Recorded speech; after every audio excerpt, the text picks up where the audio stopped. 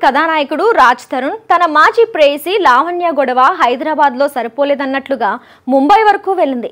ముంబైలోని ఒక ప్రైవేట్ హోటల్లో రాజ్ తరుణ్ హీరోయిన్ మాల్వి మల్హోత్రా కలిసి ఉంటున్నారనే విషయాన్ని తెలుసుకున్న లావణ్య నేరుగా ఆ రూమ్లోకి వెళ్ళి వాళ్ళిద్దరిని రెడ్ హ్యాండెడ్గా పట్టుకుంది. ఇక మాల్వి మల్హోత్రా కలిసి రాజ్ తరుణ్ ఉన్న వీడియోని సోషల్ మీడియా ద్వారా పంచుకుంది లావణ్య.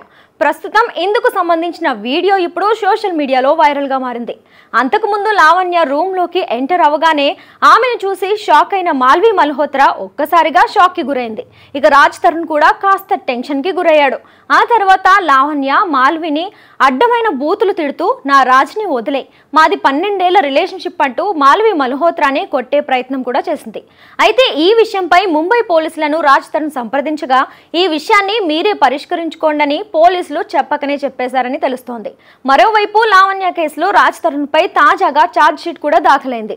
రాజ్ తరుణ్ తనని మోసం చేశాడంటూ అతని ప్రేయసి లావణ్య పోలీసులకు కంప్లైంట్ ఇచ్చిన విషయం అందరికీ తెలిసిందే.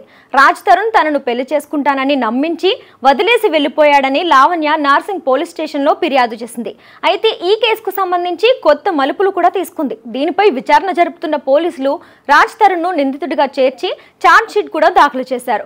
రాజ్ తరుణ్ లావణ్య కలిసి 10 ఏళ్లు ఒకే ఇంట్లో ఉన్నారని లావణ్య చెప్తున్న ఆరోపణలో నిజం ఉన్నట్లుగా దానికి సంబంధించి ఆమె ఇంటి వద్ద సాక్ష్యాలు కూడా సేకరించిందని పోలీసులు తమ ప్రాథమిక విచారణలో తెలిపారు.